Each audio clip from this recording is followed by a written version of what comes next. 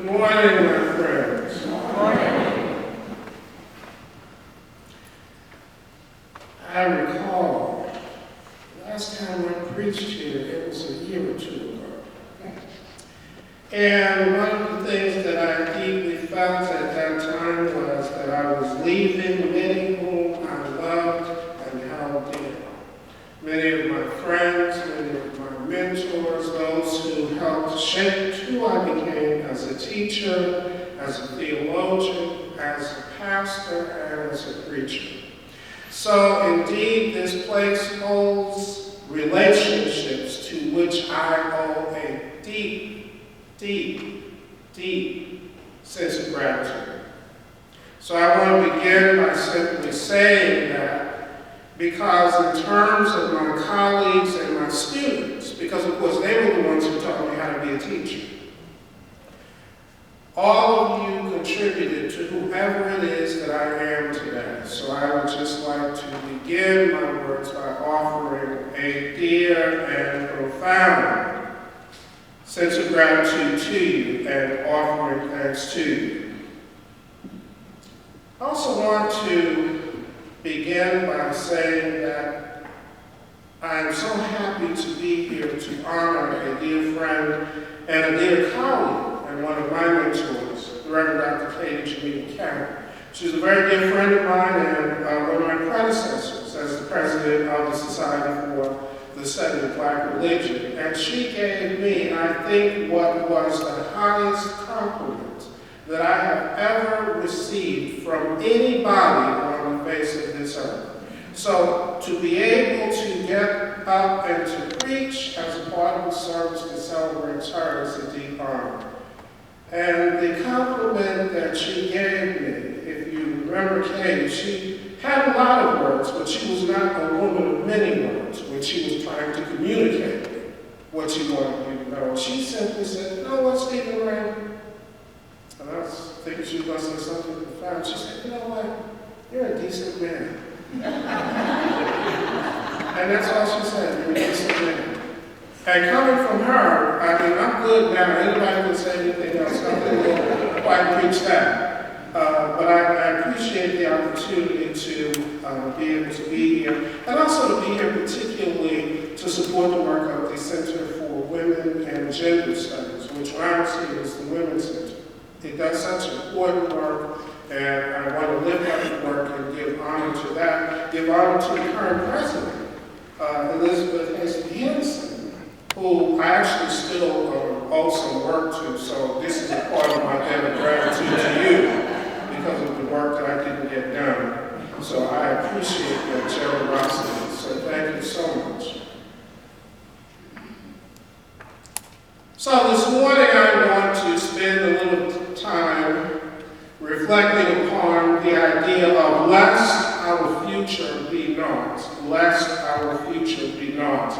Now my inspiration for this sermon was and continues to be one of the central and key points of womanist theology and womanist ethics, particularly as it was framed by Katie Geneva, and that was a concern for communities beyond one's own, a concern for the whole of God's creation as being the necessary and requisite duty of any responsible theologian, or theology rather, or ethics. So the inspiration and provocation for this sermon comes from my deep sense that I am preaching in the architecture of the house that Katie lived.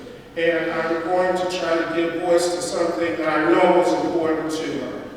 Let me begin by saying that one of the most shattering and shocking things which students learn in seminary is that frequently there does not exist a one-to-one correspondence between Scripture and reality as we know it. That comes as a major shock.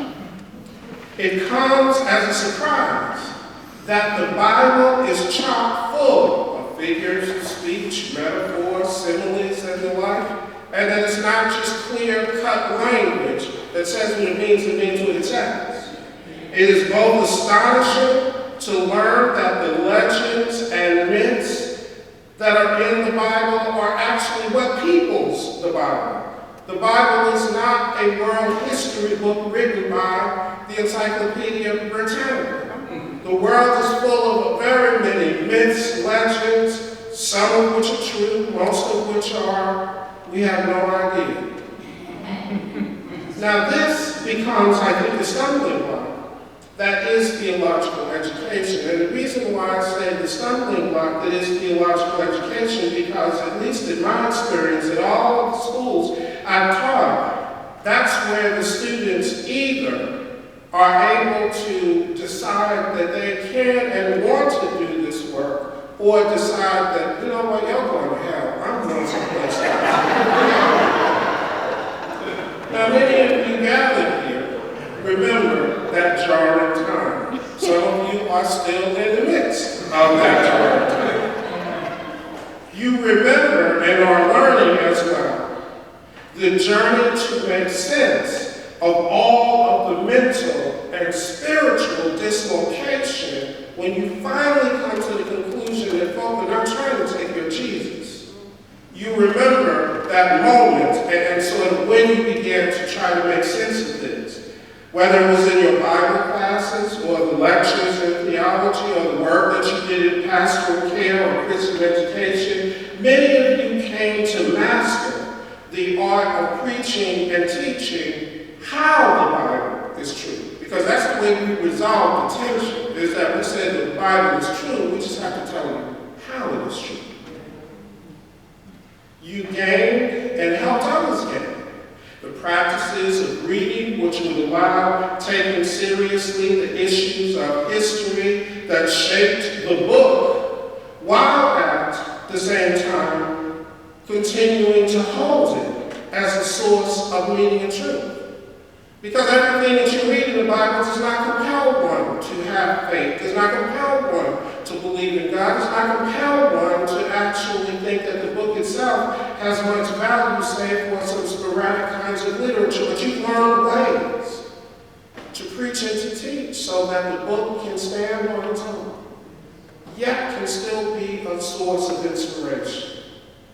Now, I've always believed that folk came away from seminary having at least that competence, to be able to take the book on its own terms, yet be able to hold it as the sacred script upon which we have built our faith for generations, then we as seminary professors and administrators have been successful in our job. We've done well. We've earned our crown in heaven. We've earned our righteous election to spend eternity with God. Maybe I can almost reform words. And I would say we have succeeded because what we have invited you to do and what we have initiated you into is the long tradition of the Christian faith of seeing and interpreting the world through the lens of Scripture and our tradition. We've made the text meaningful for you as a way to navigate the world. Now this morning, though, I want to remind you that even though that is the case, that we taught you ways to read the text, we taught you ways to see how the text is true, that there really are some times when there is a one-to-one correspondence between the text and between the reality as it is. Our scripture this morning is one such instance. For even though it is a legend told through a myth, its central point is clear and true. And the central point is this: life as it exists on this planet can come to naught. Life as it exists on this planet can come to an end. The ecosystems which sustain a certain web of life can collapse. On at least 5 other occasions, mass extinctions have meant the end of life as it existed in those points in history. Now, it didn't mean that life ended, but it meant those particular forms of life died. And that's the key point of the story here. The key point of the story is that life can come to an end, and that does correlate with the reality in which we live. So the core core of Noah's story does correspond to reality that life as we know it can cease. As well, the trail of human history gives witness that wickedness, violence, and avarice are the primary ingredients in that cessation. In the cessation and demise of civilizations and the ecologies upon which they depended. You have simply to go to the Museum of Natural History, go to any major museum, and you will see civilizations that flourished for thousands of years and are nothing more than heaps of sand today. Life can come to an end. Now I bring this to your attention this morning, being aware of those moments of congruence between Scripture and life for two reasons. The first is, and this goes without saying, the first is that our world is on fire. Our world is drowning. The ecologies which our particular form of life depend on, the web of relationality upon which we exist, is collapsing before our eyes.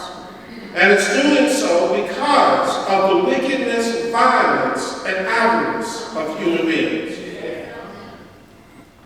And this brings me to the second point. Now, if I have 40 minutes, I would have to do 4 points, but I only have 15, so I'm going to have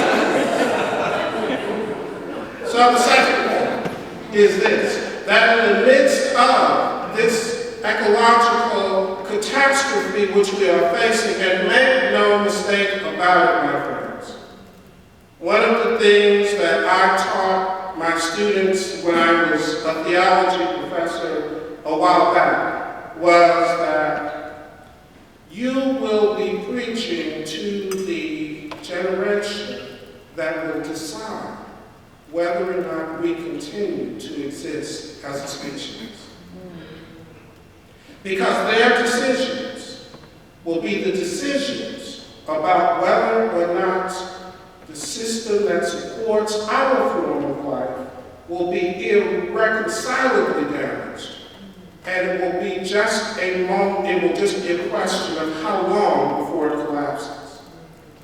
So that's what's facing us. That's what's facing us as the call of the day, as the thing to which we must dedicate our work. And the second point I want to make is that the church, Christian folk, are proven to be generally unhelpful in this moment.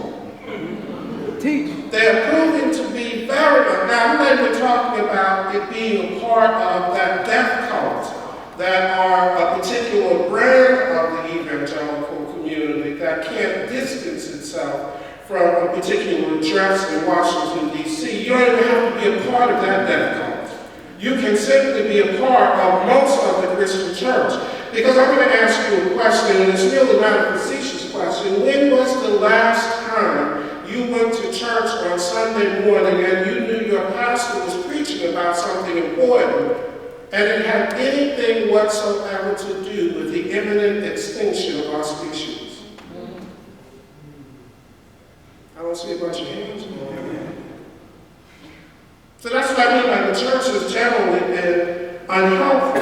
Now I want to say that this is the case because in learning to see the world through the lens of Scripture, in learning to see the world as rehearsing the stories of Scripture, in learning to see the world in the categories of Scripture, we have ceased to be able to see the world as it is. We have ceased to have the capacity to have a compelling vision of what is really happening in our world.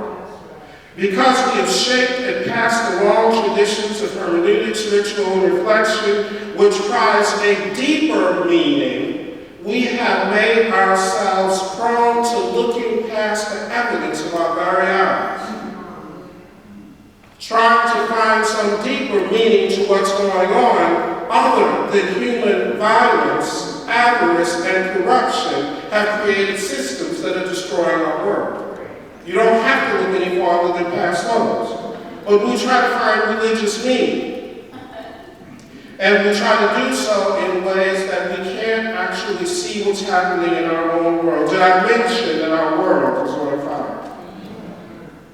We have become so obsessed with living faithfully that we have been inattentive to a simple question: what is the value of faithfulness in a world, on a planet, which creatures who are capable of having faith have ceased to exist long ago?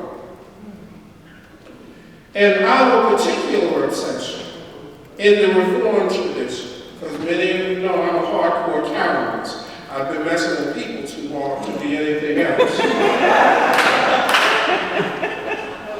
And our particular obsession in the Reformed tradition is wondering about the unfolding of God's providence and the role of the planet's recomposition, because make no mistake about it, if we allow the systems that support our form of life to cease and to collapse, the earth will be just fine. And there will be other forms of life that simply take our place. So what's going on now is not a decomposition, but a recomposition of the planet. And we become obsessed with looking for the hand of God in all of that. We become obsessed with asking, well, how is this a part of God's providential plan? Are we dealing with something that has to do with the inner workings of providence or a more general providence? How is it that we're able to see that God is actually unfolding God's will in the midst of all of this? And whether what is happening is a part of all of that. And we become obsessed with trying to ask and answer these questions. And did I mention to you that our planet is drowning? So I've come this morning not to condemn. I've not come to say that everything that we're teaching you is wrong, because I need a paycheck. I don't know if anybody else will that. So I need the theological education to continue to exist, at least for the next 15 years. So I'm not coming here to condemn. But I am coming here to challenge. And challenge us to rethink the way that we are engaging in our project. I'm coming specifically to challenging us to change the questions that we're asking. To not be as concerned with finding God's hand in something as to simply take for granted that it is there and ask, well, what is it that we need to do to save our world? What if instead of this obsession with providence, we took for granted that the world, as it is hurtling toward destruction for whatever reason, and that the traditions of our faith lead us to believe that the Spirit of God is actively seeking another outcome, because the one whom we follow says, I came to bring life and bring it more abundantly. What if at the center of what we were talking about, we went with the conviction that God is trying, however God is able, however you theologically want to frame it, to come up with a different outcome, and we need to be a part of it. What if instead of framing the content of faithfulness as being the passing along of rituals, hermeneutical practices, and other traditions, we saw that the passing along of the project of making a living world in a world prone to death is the greatest gift that we can give to the next generation of Christians? What if we could pass along to them the faith that God is about making of a broken world, a new world, and that that's God's project, so that should become our project? What if instead of being focused and obsessed on where is the Spirit moving, how do we see it, how do we participate in the glorification of it? Do we need to sing, or do we need to chant? Do we need a Hammond organ, or do we need a large organ? Do we need a Steinway piano, or do we need a little box piano in the corner? Instead of asking questions. What if we ask, what if the work of the Spirit of God to glorify God is seeking life as having the last word? What would the church look like? How would we be? What would be our marks of ministry? These are the challenges that I bring this morning. For if the world does not change, we will not long be here.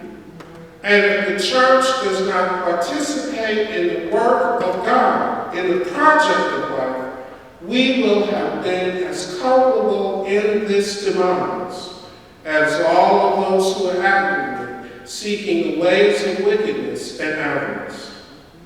So the final challenge, I think, is not answering the question of who and what is the church. Rather, it is what does God need for us to be so that this world might survive, and dedicate every bit of creativity that we have to that project. Because at the end of the day, contrary to what the Left Behind series would lead you to believe, contrary to what very, very poor hermeneutical practices of reading the book of Revelation will lead you to believe, if God meant for all life to be gone, He would never have called Noah to make sure it went on.